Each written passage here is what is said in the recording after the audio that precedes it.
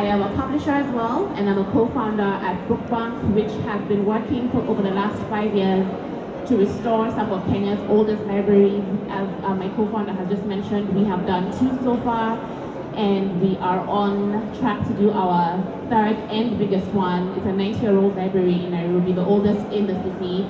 And this work gives us such joy and such reward, and we're going to be talking about why shortly with my incredible panelists. But before I ask them to introduce themselves, I want to start by sharing why libraries, also because I want to ask you guys to share why libraries in your introductions. And as an author in Kenya, when I looked around the landscape of publishing and the circulation of books in my country, I realized very quickly that if I wrote for bookstores, I would be writing for less than 5% of our population. So it's very important to me that stories that are about Kenyans, for Kenyans, and written by Kenyans are available to the target audience, and libraries are incredible ways to do that, and many other things. So libraries for me are an intersection of all of the things that I love, that I care about, and are also a very special home for storytelling. And we all know, sitting in this space, the power of storytelling. That's why libraries matter to me. And as I turn to my panelists, I will ask you to please say your name, where you're from, the organization you're representing today, and why libraries for you, either on a personal front or an organizational front. And we will start with you, Alison. Thank you, Shiro. Thank you so much. It's such a great pleasure to be here this morning. My name is Alison Tweed, and I'm the Chief Executive of Book Aid International. We are based in London. We're a 70-year-old charity, and we are essentially a book donation charity. So we work with over 100 publishers in the UK, nearly all of whom I'm sure are represented here today, if only we could find them. Those publishers donate to us books that they would otherwise recycle or pulp. And we work in partnership with over 150 library and NGO partners throughout sub-Saharan Africa and beyond, donating those books to libraries that otherwise would have very outdated and tattered collections of books. And we also run library projects and education projects to set up children's corners in public libraries, school libraries in a box, mobile libraries, libraries on camels, libraries from old shipping containers. And I think that, for us, is the key. Libraries for us are the key, but not large public libraries like the wonderful new library in Nairobi. For us, a library can be anything. It's anywhere where a collection of books is put in a place where it can be accessed by everybody and is looked after by a librarian or a volunteer or a parent or somebody who really cares about making those books available. For us, libraries have such power. They can be in places where books are otherwise not available. Outside main cities, it's very difficult to buy books or access books.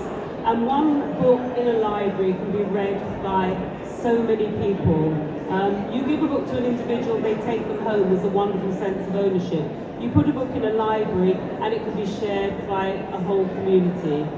And as I'm sure we'll hear more in this talk, and I don't want to preempt anything you might ask, Shiro, libraries are so much more than just collections of books. They can be the jumping off place for so many other wonderful community activities. And I think that is their value in society. They have a changing role to play, and I think that's what makes them come alive, stay alive, and develop over time. So that's why Book Aid International supports libraries. And just before I pass to my colleague, I'd like to say a very personal thank you to the IPA and to Buduro for all the support through Book Aid International they've given to so many of our library partners.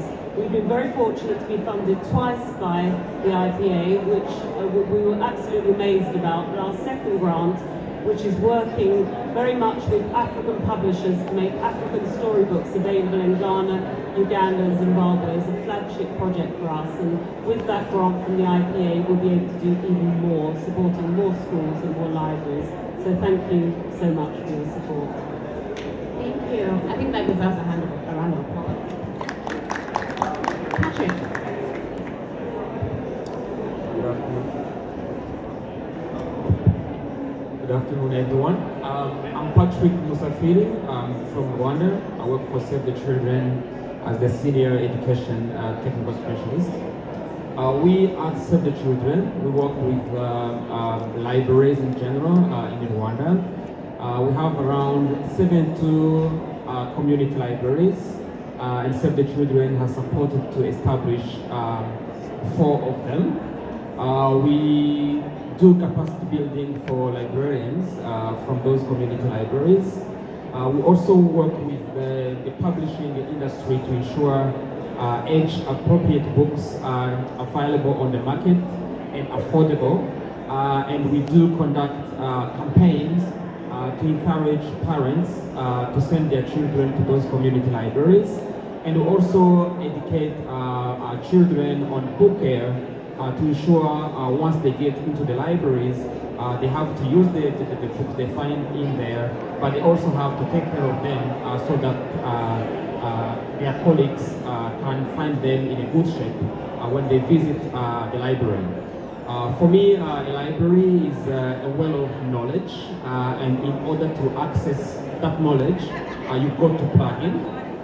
So access is very important, and we are committed to work hard to ensure hard-to-reach children have access to those resources that are viable in the library. Thank you. Wonderful. Thank you, Patrick. Alissa. Hi, my name is Alissa Everett. I don't know if this works. My name is Alissa Everett. I'm the founder of Exposing Hope. We are a US-based organization, but I'm based in Nairobi, Kenya. We're a bit different type of organization. I'm a photographer and a humanitarian.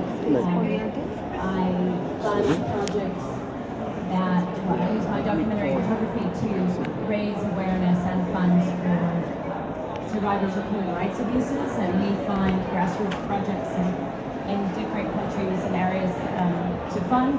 Our latest project, with the support of APIF, is a library up in the Kakuma refugee camp. So it's quite a different context for a library, and incredibly important, life-changing for students and community there.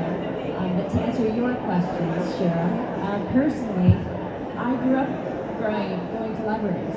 I grew up reading and spending a lot of time from a children's corner in the library to spending hours and hours in libraries and universities studying. And libraries were always a warm and inviting and safe environment where you had time to reflect and to read and to learn and to discover a world beyond where you lived.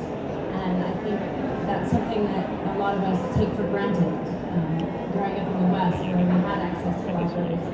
And the idea of bringing that to children and communities in Africa it's really something exciting. Thank you, Alissa. Last but definitely not least, Chirikure. Hello, my name is Chirikure. I'm from Zimbabwe. I'm a writer, a performance poet. I also worked as a publisher for 17 years up to 2002. But I am privileged to be part of the IPIF community, and I got into this community through the initiative of the Musafiri Community Library, which I came up with. It's a library in the village where I was born and grew up, which is quite a disadvantaged community with no access to most of the basics you can ever think of, let alone books. So we basically converted part of our family shop into a community library. So many thanks to the family, to my parents and my siblings for agreeing with the vision. And the library also went on to get support from Koinange, for example, and other colleagues from Kitambo also supported us with e-books. So we very quickly, and we can see quite a lot of brightness in our future. And as to why libraries, I think I pretty much agree and feel the same with my colleagues. But in my specific context, I think we grew up, most African communities, eating food from one plate. And that process of eating from one source, gathered in a circle, is much more than putting food in your tummy, but developing family, building up a bond among yourselves as one community. So I see the library as a hub, particularly in my context, as a hub which goes beyond imparting knowledge and information. But I see from the few months we've been running that some students can just hang around there, some others just hang around there, sharing their own personal stories and their dreams, which is much more important, I think, than the process of sitting down and reading. And also, you look at the way we try to be innovative by providing running water in the library as well. So it's becoming another focal point of the community where people coming to draw water. But in the process, you find they also go on to share their own stories and they probably go on to pick a book or just see a browse through the books around the library. So I think we have libraries which are a foundation of much broader things in our communities and in our lives.